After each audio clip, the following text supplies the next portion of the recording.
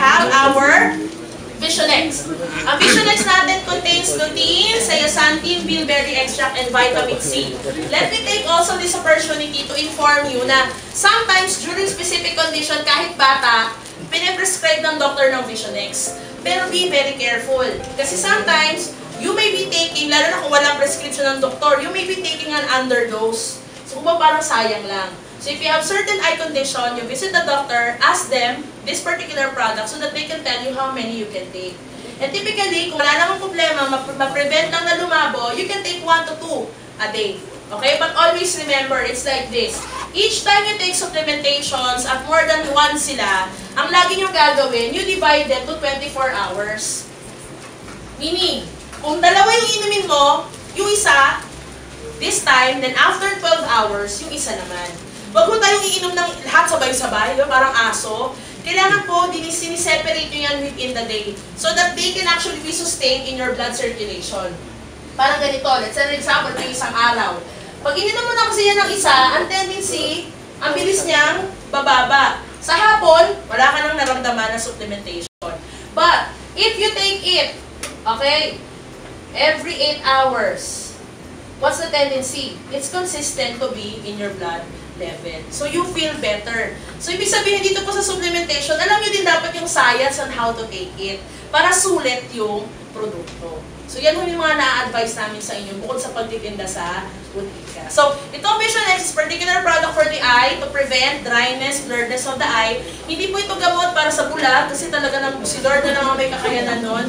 Pero kung nagsisimula akong mag-blurred vision, this is a good product. But, if you have diabetes, if you have hypertension, please visit your doctor. Minsan po kasi pag tumaas yung sugar, tumaas yung blood pressure, ang tendency, lumalabo yung mata. Baka maging total blindness po. So please double check your values for sugar and for your blood pressure. And then next, we have your Puress. So may nakatikim na po ba nito?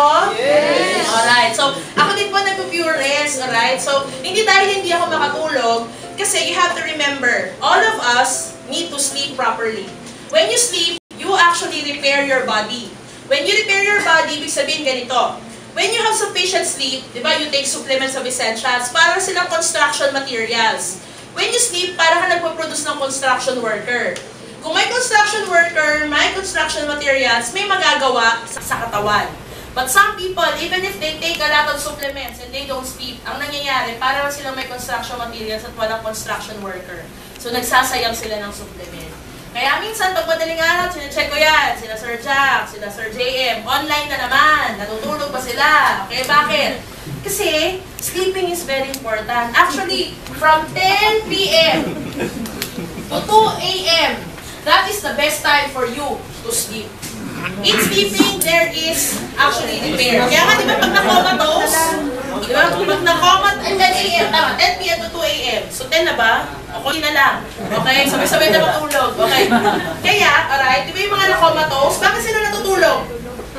Dahil wala silang choice. Hindi. Natutulog sila para mag-repair na mag-repair. So, meaning tayo din human being. Bakit? Ano bang rationale behind that? The basic anatomy is like this. Each time you sleep, your pineal gland, okay? Pineal gland. Nasa brain mo yan. Okay? Your pineal gland releases melatonin. Naturally, ha? Okay? So, yung melatonin, nagiging serotonin na nag-aayos ng ating blood pressure, blood temperature, yung blood beat natin, yung heartbeat natin.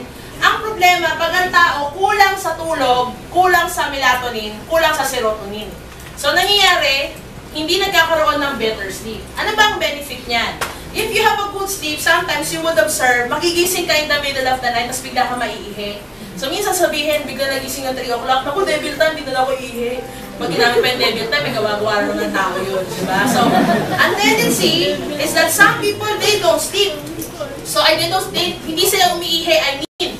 So, ang nangyayari, pagising nila, parang pagod na pagod sila. Pag madaling araw at naiihi kayo, kailangan niyo pong ilabas yan. Because your brain cleans your kidney. Pag cleanin yung kidney mo, ibig sabihin, pag inihi mo yan, babalik sa normal yung blood pressure mo. So, ano bang aking advice? Kung kulang ang tulog mo, supplementation of melatonin can be of help. Okay? Para ano? Para mabalik mo yung normal serotonin mo, malinis yung kidney mo, malinis yung katawan mo. Hindi to habit forming na forever mong iinumin. Pag na-correct mo na yung sleeping pattern mo, you can actually pass it on to the next person who have the problem. So, hindi ka rin pwede mag-melatonin kung nandito ka sa gitna nito sa ingay-ingay ko kasi hindi ka makakatulog. You should be in the right environment. So, kumbaga, meron kang time for yourself to sleep properly. Bakit? Kasi kahit anong ganda ng supplement, kung hindi mo talaga nagagamit dahil kulang ka ng tulog, sayang.